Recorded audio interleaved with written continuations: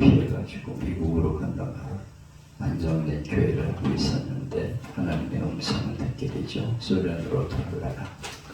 그래서 그는 편도만 끊어가지고 소련으로 들어갑니다. 다시는 미국 땅에 돌아오지 않겠다. 목숨을 하나님께 드리기로 작정하고 들어가는 것이죠. 그리고 핍박 속에서 복음을 전해 많은 교회들을 세우죠. 그러다가 그가 결국 구속이 되게 되고 사모님도 구속되고 아이 5명인데 5명이 다 거리를 떠도는 아이들이 되었습니다. 미국 교회에서 그 소식을 알고 사람을 보내서 자녀들은 미국으로 데려가서 길러주게 되죠. 사모님은 24년 유배 생활을 하다가 돌아오게 되는데 결국은 선교사는 그 땅에서 순교를 하게 됩니다. 그가 죽고 나서 그의 시신을 개들이 뜯어먹었다는 거죠. 그리고 어디에 묻혔는지 무덤조차 찾을 수 없는 그런 상황이 되었습니다.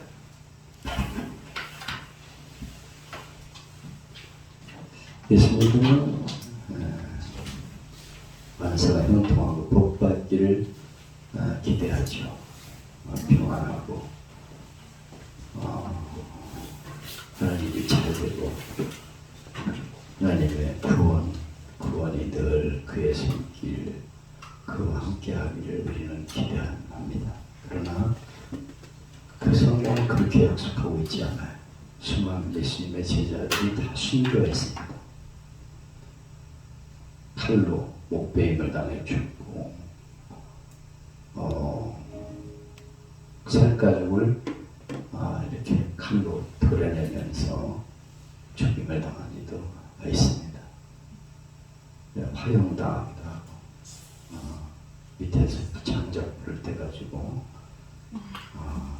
타 죽는 거죠. 쉽게 죽지를 않아요. 몇 시간씩 고통을 당하면서 죽어갑니다. 그러나 그들은 복음을 전하면서 그 길을 가죠. 그것이 그들이 가야 할 길이기 때문에 순교를 각오하고 그렇게 복음을 전하는 사람들이 엄청난 숫자가 되죠. 그리고 지금도 핍박을 당하면서 신앙을 지키며 복음을 전하는 이들이 이 땅에는 있습니다. 근데 우리는 너무 평안해서 복음을 전할 책임을 다하지 못하고 있어요. 누가 우리를 잡아가지도 않고 죽이는 사람도 없는데 우리는 복음을 전하는 것을 두려워하면서 복음을 전하지를 못하고 있습니다.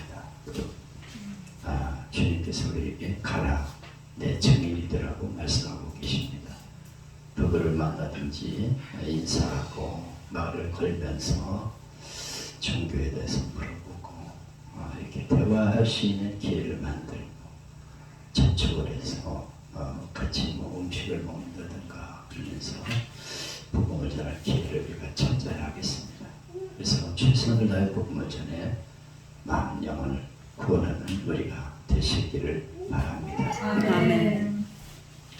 오늘도 성남소망교회에서 꿈값 집회를 예배를 드리게 되었는데 오늘은 빛에 대한 증언자라는 제목으로 잠깐 은혜를 나누고 있습니다.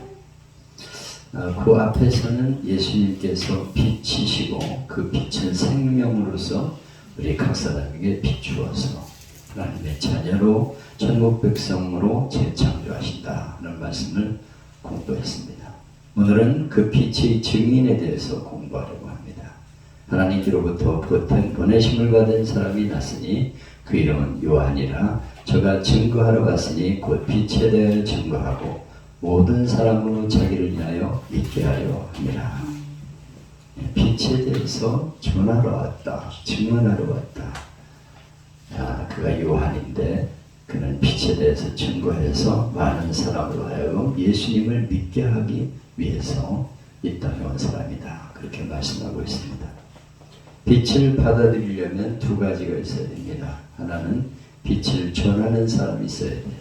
누군가 빛을 사람들에게 전해주는 사람이 있어야 구원받죠. 그리고 둘째는 그 마음을 감동케 하는 성령의 역사가 함께 있어야 생명의 역사가 일어납니다. 전할 때 우리는 저 사람이 예수를 믿을까 그렇게 걱정할 필요가 없어요. 성령님께서 함께 하시고 역사하시기 때문입니다. 성령님이 그 마음을 어루만지시고 예수님을 믿도록 역사하십니다. 그냥 우리는 저 사람이 될까 안 될까 그런 생각 때문에 잘 전하지 못하는데 그냥 입을 열어 얘기하면 성령님이 역사하시는 거죠. 한마디를 툭 던져도 성령님이 역사하시면 구원받게 되는 것입니다.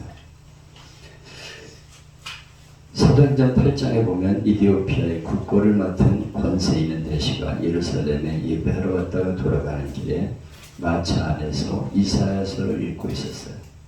이때 빌립이 성령의 인도하심을 받아 가까이 가서 얘기를 붙이게 되고 그 대시가 이사야서 말씀을 읽고 있음을 알고 당신이 지금 읽고 있는 걸 깨닫고 있느냐 그랬더니 지도하는 사람이 없는데 어떻게 깨닫겠습니까? 그리고 이제 올라와서 좀 가르쳐 주세요. 그래서 빌립이 마차에 타고 자기가 읽고 있는 그 내용, 이사야서의 내용이 바로 예수님을 가리키는 것이다 하는 것을 전해줍니다.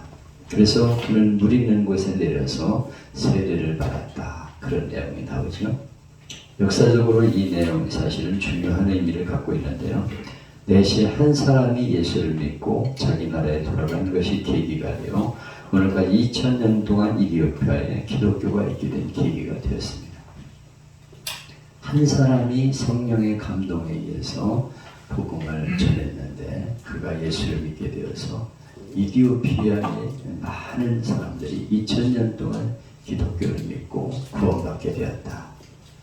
한 사람이 성령의 감동에 의해서 말씀을 전할 때 그를 통해서 수많은 영혼이 구원받게 되는 것을 말씀하고 있는 것이죠. 한 사람이 예수를 믿기 위해서는 뭐가 필요하냐? 먼저 성경 말씀이 빛이 있습니다. 그러나 증인이 없으면, 가르쳐주는 자가 없으면 어떻게 깨닫겠어요? 이디오피아 내시가 아무리 읽어봐도 이사야서가 무엇을 의미하는지 몰랐어요. 근데 가르쳐주는 자가 있었기 때문에 그가 깨닫게 되었죠. 예수님이 바로 이분이시구나. 그가 우리를 위해서 세상에 오신 분이구나 하는 것을 믿게 되었습니다. 반드시 증인인 전도자가 필요하기 때문에 성령님께서 증인을 고용해서 역사하시는 거죠. 성령님께서 빌립을 통해서 너 저 마차로 가까이 가라. 그래서 성령님에 의해서 그가 가까이 가게 되고 말씀을 전하게 되는 기회를 갖게 되는 것입니다. 누군가 전해야 전도가 이루어지는 거지 전하지 않으면 전도가 될 수가 없는 것이죠. 고난당하는 자는 고난당하는 자에게 전도할 수 있습니다. 그래서 우리가 고난을 당했다는 것은 내가 지금 당하는 것으로 끝나는 게 아니라 이런 고난을 당하는 사람에게 전하라고 하는 하나님이 쌓이는 것을 알아야 돼요. 그래서 암을 앓고 있는 사람에게는 암을 앓는 사람이 지금 투병 중인 사람이 전도자가 될 수 있는 거죠. 동명상인이라고 같은 고난을 당하고 있기 때문에 그가 쉽게 말씀을 받아들이는 거죠. 동창은 또 동창에게, 부자는 부자에게, 가난한 사람은 가난한 사람에게, 이 가난 속에서도 항상 기쁠 수 있고 감사할 수 있는 이유가 뭔가 하는 것을 전할 수 있습니다. 가족에게 복음을 전하는 사람으로 우리를 보내시고 사용하고 계십니다. 가족이 암 있는데도 가만히 지켜보고만 있으면 안 되는 것이죠. 찾아가고 그에게 우리 같이 교회 나갑시다. 예수님이시다. 이렇게 전도하는 사명이 우리에게 있다는 것을 잊지 말아야 하겠습니다. 아멘. 증거는 네 가지 차원에서 이루어지는데 첫째는 준비하는 예언적 증거. 어떤 분이 여기 오신다면 오기 전에 이런 분이 오실 것이다 이렇게 미리 전해주는 것이죠. 받아들일 마음을 주는 거죠. 이걸 예언이라고 합니다. 오래전에 빌리그람 전도대가 있었습니다. 준비원에서는 그 목사님 오시기 1년 전부터 세례요한적인 선발대를 미리 보내서 교회마다 설명하고 조직하면서 집회를 철저히 준비했어요. 1년 전부터 그렇게 각 교회마다 빌리그람이라는 분이 우리나라에 오신다 이렇게 자꾸 얘기를 했기 때문에 어마어마한 군중이 여의도에서 몰리게 된 것이죠.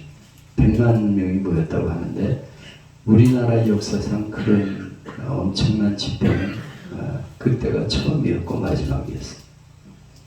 1년 전부터 세례요한들이 가서 미리 준비한 것이죠. 이제 빌리그람이 위대한 분인데 우리나라에 오신다. 그래가지고 조직적으로 가보셨죠? 또 거기 모래사장이었는데 거기다 텐트를 치고서 나도 우리 아내 군산 지역에서 올라왔기 때문에 텐트를 찾아가지고 어떻게 찾았어? 그 어마어마한 그 텐트천에서 찾았는데 텐트 안에서 머물고 있어. 그때는 한강변에 가서 목욕을 했는데 이 가리고 막 이런 흉병 생기고 그랬다 그래. 지금은 못해. 아니 지금은 깨끗해졌어. 얼마나 더러운지 뭔가 하수가 다 거기 모여 있는데 그렇게 텐트마다 그냥 수많은 사람들이 모여가지고 은혜를 사모하면서 집회를 했어요. 그만한 준비가 있었기 때문에 누군가 자꾸 전하는 사람이 있어야 돼. 이런 일이 있어야 이 말씀을 전하는데 한번 갑시다. 그리고 자꾸 전하게 될 때 그 마음이 열려가지고 복음을 받아들입니다. 자꾸 얘기를 하고 이런 분이 아주 훌륭한 분이 오시는데 한번 갑시다. 전도대회를 그래서 해야 돼요. 교회에서 누구를 초대해가지고 초청할 수 있는 사람을 모아야 됩니다. 그래서 유명한 연예인도 초청하고 가수도 초청하고 우리 한올교회에서는 1년에 2번 전도 집회를 하는데 2달 전부터 준비를 하고 착착 진행을 하죠. 마지막 단계는 전도 초청주일에 간증자들을 모아가지고 이제 집회를 합니다. 이번에 윤영주 장로님이 오시는데 아시죠? 그러면 아주 찬양이 그분이 부른 노래 이런 거 딱 해가면서 말이죠. 그러면 사람들이 이제 나와가지고 그날 은혜 받고 예수를 영접하게 되고 믿는 계기가 되는 거죠. 계기를 마련하는 거예요. 계기. 그게 교회에 있어야 합니다. 지금 전도가 안 된다. 코로나 때문에. 그건 핑계예요. 제가 보내드렸잖아요. 가산동 지역이죠. 침례교회 윤만성 목사님은 전도주의를 매달 마지막 정했더라고요. 그래가지고 이번에는 누굴 초청하고 해서 전도대회를 하는 거죠. 이럴 때일수록 그런 게 필요해요. 그래서 끊임없이 뭔가 전하려는 움직임이 교회 안에 없으면 안 됩니다. 자꾸 만들어야 돼요. 건수를 만들어야 돼요. 그래서 성도들에게 가서 얘기하시는 건을 줘야 가서 얘기를 하고 데려오죠. 그러니까 미리 전하고 준비해가지고 사람들을 초청하는 일이 우리에게 필요하다는 것을 꼭 기억하셔야 돼요. 우리 교회는 조그만 교회인데 누굴 초대할까? 아닙니다. 그런 기회를 만들어야 돼요. 이 성남수목교회도 그렇게 해야 됩니다. 1년에 2번 정도라든가 아까 그 윤노성 목사님처럼 매달 마지막 주를 하든가 돈을 좀 들여서라도 초대해가지고 근데 돈 안 주고도 오는 이도 있어요. 사명감을 가지고 오는 이도 있습니다. 나 사례비 개척교회를 안 받습니다. 그리고 와서 전도하는 이도 있어요. 그런 일을 이렇게 초대해가지고 사람들을 데려올 수 있는 기회를 갖게 만들어야지. 그래서 예수님을 영접하시는 기회를 가져야 합니다. 교회들이. 이런 때일수록 그걸 해야 돼요. 근데 왜 가만히 있는지 나 이유를 알 수가 없어. 그게 나라가 두렵습니까? 정말 이거는 참 우리가 참 회개해야 될 일이고요. 정신을 똑바로 차려야 그냥 전도하라고 그러면 요새 못합니다. 근데 그런 기회를 갖게 해서 어떻게든지 전도하시는 기회를, 그래서 자기 직장에서 이웃에서 사람들을 데려다가 말씀을 듣게 해야 돼. 우선 그래가지고 이분이 오신다 막 이래가지고 마음이 열려있는데 와서 딱 들으면 은혜가 되는 거예요. 그래가지고 예수님을 영접할 때 다 영접하게 만들고, 그거 꼭 기억해 하셔야 됩니다. 준비하는 연적 증거, 이게 필요하다 하는 것이죠. 둘째는 예수님 자신의 증거인데, 예수님의 권위있는 말씀, 기적, 표적, 이것이 다 증거였어요. 중풍병자를 지붕을 뚫고 달아내렸을 때 뇌죄를 사하였느니라 이렇게 말씀하죠. 옆에 있는 사람들이 참나마도다, 하나님의 누가 사죄 권한이 있느냐 이렇게 비난했어요. 그때 예수님이 내게 사죄를 할 수 있는 권세가 있는 것을 너에게 보이리라. 상을 들고 일어나 걸어라 그랬더니 상을 들고 이 사람이 번쩍 일어나는 거예요. 이건 뭘 말하는 겁니까? 예수님이 사죄권을 갖고 있다는 것을 저에게 보여준 것이죠. 예수님이 직접 행동으로 보여주시기 때문에 그런 일이 일어나게 되는 것이죠. 오늘도 예수님이 행하시는 일들은 이런 기적으로 나타납니다. 아멘. 그래서 교회에서 그런 권세를 가지고 병든 이들을 오라고 해서 기도해주고 초대하고, 그래서 기도해주는 운동이 있어야 됩니다. 예수님에게 사죄권이 있잖아요. 그분이 죄를 용서할 수 있는 권리가 있어요. 그래서 죄인들을 초청하고 많은 환자들을 초청하고 교회가 그런 기회를 갖게 해야 됩니다. 그래서 아프리들을 오라고 그래가지고 기도해 주는 시간을 갖고 이런 일들이 있어야 돼요. 신학기도에 오라고 해도 되고요. 무슨 안사자 좋은 분을 초대해가지고 아픈 분들 다 초대하시는 기회를 갖는다든가, 하여튼 어떻게든지 기회를 만들어야 돼요. 셋째는 사부증거인데, 예수님이 땅끝까지 내 증인이 되라 이렇게 증인이 되기를 요구하셨어요. 증인이 돼야지, 누가 전해줘야 그들이 믿게 됩니다. 아무리 중요한 사건도 믿지 않으면 무효죠. 전쟁 끝났는데도 믿지 않아서 산속에서 27년 동안 혼자 산 일본 사람이 있었어요. 아무리 비난을 부리고 뭐 방송을 하고 그래도 안 믿어. 이건 우리를 잡으려고 저놈들이 아주 깨를 쓰는 거라고 그러고 27년 동안을 숨어 살았어. 야, 끈질기죠. 불신의 대표적인 기록입니다. 아무리 전쟁이 끝났어도 믿지 않는 데는 도리가 없는 거죠. 그 믿음을 갖도록 증거하는 사람이 있어야 돼요. 그래서 어떻게든지 전해서 자꾸 전해줄 때 그들이 믿음을 갖게 되는 것입니다. 예수님의 11 제자가 다 순교한 사실보다 확실한 증거는 없습니다. 죽은 다음에 부활한다는 확신이 있었기 때문에 순교한 거죠. 목숨 지금 한번 죽으면 끝인데 순교가 되겠습니까? 그렇지만 내가 지금 죽으면 영원한 나라에서 다시 만날 날이 있다. 그래서 순교하는 그 아이를 먼저 잡아가지고 이제 부모가 보는 앞에서 죽이죠. 애가 막 웁니다. 어떡하냐고 막 울어. 괜찮다. 조금 있으면 만날 거야. 너 꼭 믿음을 지키고 가거라. 그래서 그 아이가 눈앞에서 순교하고, 네, 다시 사는 영원한 생명이 있어 믿었기 때문에. 원형극장에서 사자감이 되어서 수십만 명이 죽었는데 그들은 죽은 후에 부활이 있었음을 믿었기 때문에 오늘 코로나 때문에 교회를 못 나와. 왜 죽을까? 왜 안 나오십니까, 권사님? 요새 코로나가 확산되어가지고 얼마나 많이 걸리는지 교회 가면 코로나 걸릴까봐 무서워 못 가겠어요.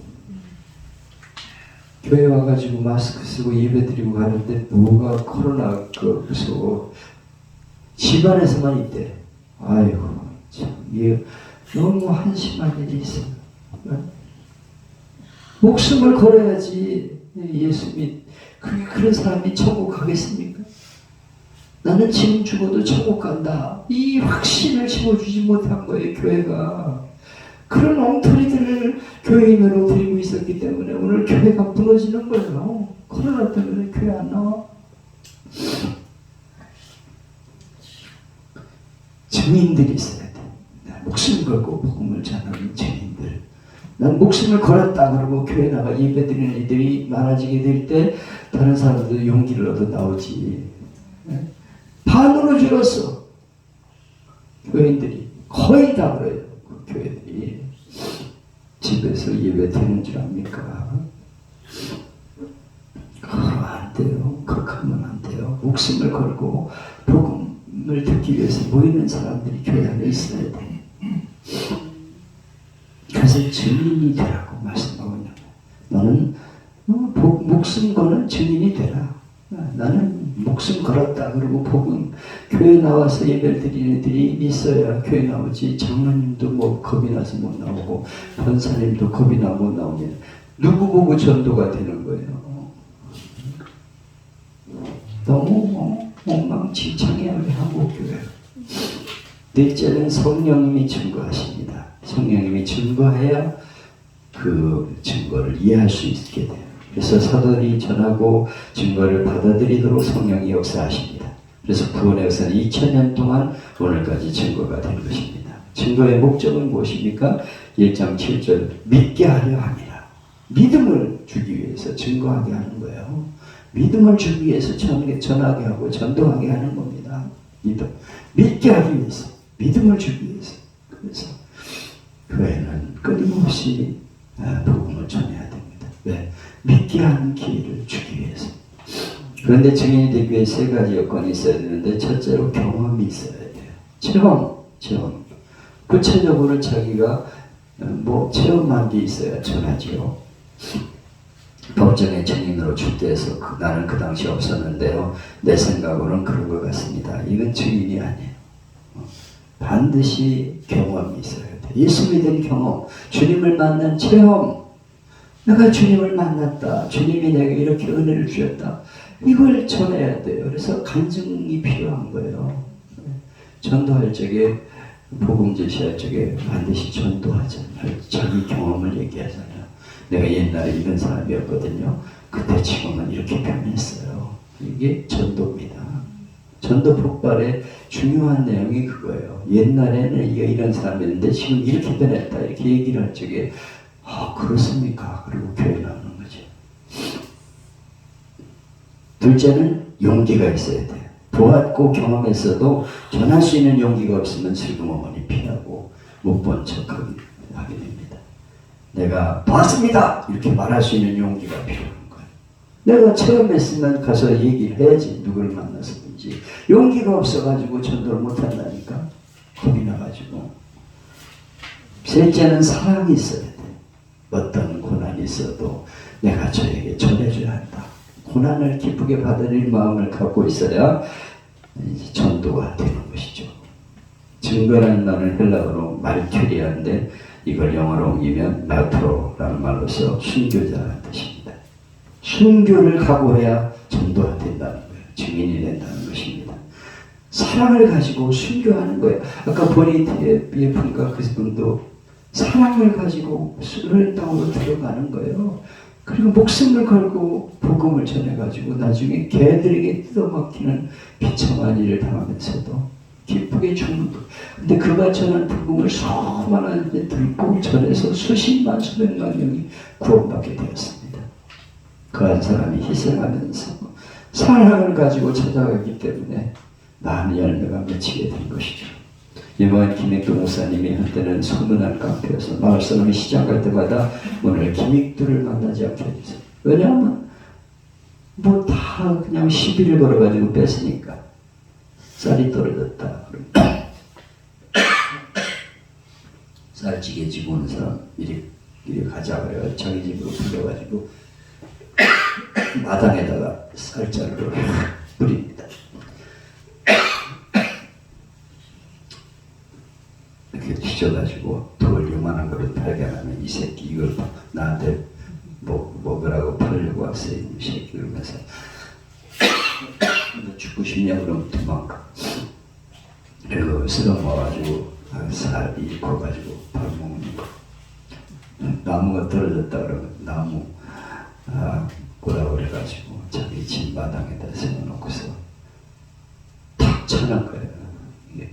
야 이 새끼야 이거 겉만 그럴듯하게 했지 나무 따는 이 엉터리로 서서 손가락을 해가지고 이걸 팔려고 왔냐 이놈은 도망가야 돼. 걸리면 그냥 다 뺏기는 거예요. 그래가지고 오늘 제발 기믹두를 만나지 않게 해주세요. 근데 기믹두가 예수를 믿은 후에 나를 봐라 예수님만큼 능력 있는 분이 있냐 나를 보면 할 수 있다. 내가 이렇게 변화되었다. 그래가지고 어떤 진짜 변화됐냐고 쌀뜨물을 갖다가 뒤에 부었대 어떤 아나운서가 그래도 가만히 있어. 그래가지고 야 진짜 변화됐더라. 그래가지고 많은 사람이 예수님을 됐다는 거죠.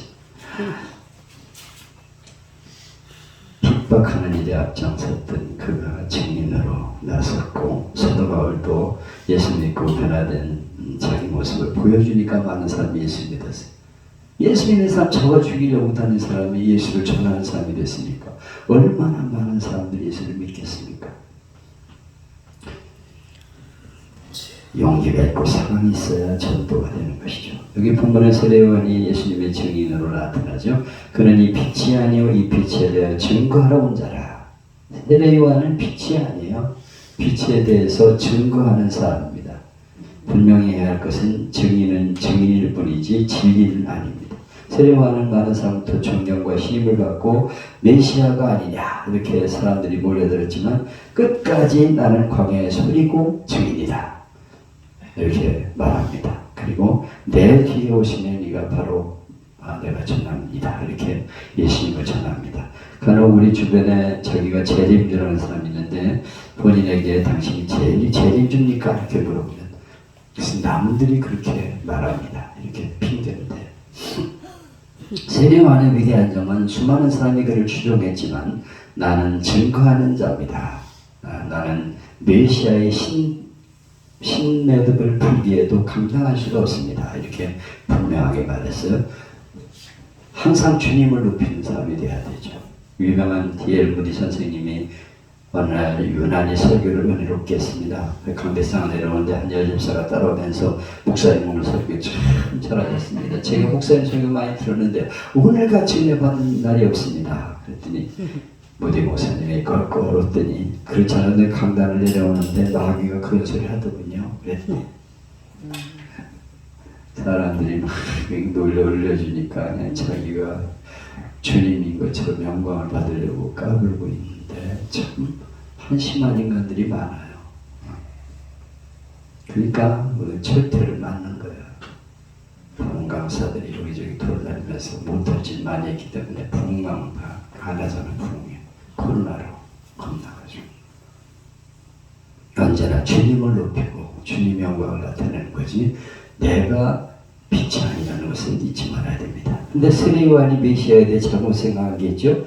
마태복음 11장에 세례요한이 예수님이 정치적인 혁명을 일으켜서 이 나라를 로마로부터 풀어주기를 간절히 바랬습니다. 그런데 감옥에서 달려 쫓아와가지고 악수라도 청하면서 수고했다. 위로해줄 메시아를 기다렸는데 아무리 기다려도 소식이 없으니까 제자들을 예수님께 보내가지고 오실 그이가 당신입니까? 이렇게 물어봐. 이 질문은 세례요한이 지금 흔들리는 거예요. 흔들리는 거예요. 오실 그이가 당신입니까? 예수님은 나로 인하여 실족하지 않은 자가 복이 있다. 이렇게 말씀했습니다. 예수님 한 번으로 만족해야 되는데 내 소원이 이루어지지 않는다고 자꾸 흔들리면 실족하는 거죠. 근데 어째서 예수를 믿는데 이렇게 어려움이 닥칩니까? 하면서 자꾸 흔들려. 아무리 그래도 하나님은 나를 사랑하십니다. 내게는 예수님이 있습니다. 그러므로 난 지금 죽어도 나는 감사하며 가겠습니다. 이런 신앙이 있어야 되는 것이죠. 왔다 갔다 흔들리지 말아야 되는 것이죠. 마지막으로 빛에 대하여 증거한다는 것은 빛을 반사하는 달로서 살아가는 걸 말합니다. 달빛이 햇빛은 아니에요. 반사하는 거죠. 우리가 먼저 믿은 사람으로서 예수님의 빛을 세상에 전해야 합니다. 너희 세상의 빛이라. 예수님을 전하는 사람으로 빛을 반사하는 사람이 되어야 하는 것이죠. 그래서 먼저 믿은 우리를 통해 다른 사람 예수님을 만날 수 있어야 합니다. 누구나 처음 그리스도인 될 때는 먼저 훌륭한 그리스도인을 만나고 예수를 만난다. 그런 말이 있어요. 나를 보는 사람이 예수님의 향기를 느끼는 거죠. 야, 저 사람이 삶이 뭔가 다르다. 그래가지고 예수를 믿게 되는 것입니다. 어느 성도가 교회를 처음에 나왔습니다. 그래서 어째서 교회를 나왔습니까? 그랬더니 예수 믿는 사람을 오랫동안 지켜보니까 뭔가 다르다는 걸 느꼈는데 특별히 겸손한 사람이 많은 것 같아서 자기도 교회에 나오게 되었다. 이렇게 말하더랍니다. 우리가 그런 모습으로 살아가면 사람들이 교회를 나오게 되지요. 저 사람이 저렇게 살아가는 게 정말 뭔 본이 된다. 그래가지고 교회를 나오게 됩니다. 아버지와 아들을 닮아야 되지요. 아버지와 안 닮은 건 좀 수상한 겁니다. 어디서 주워도 왔던가 그런 거죠. 우리도 하나님의 자녀로서 하나님을 닮아서 빛의 증인으로 살아야 돼요. 그래서 뭔가 다르다. 예수 믿는 사람이 다르구나. 저 사람은 정말 우리하고는 틀리구나. 그리고 나도 예수를 믿고 싶다. 그리고 교회에 나가는 증인으로 살아야 될 것입니다.